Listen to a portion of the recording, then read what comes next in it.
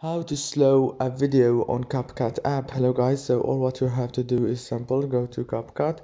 This is the home page. Now click new project right here or choose from your drafts. I already have this draft right here. Now all what you have to do is simple.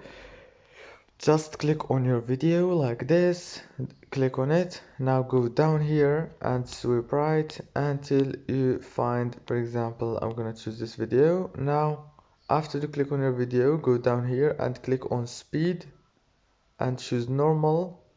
Now you can make your video slow from here. As you can see, now it's slowed successfully, and you have many options. Choose faster process, better quality, or make it smoother.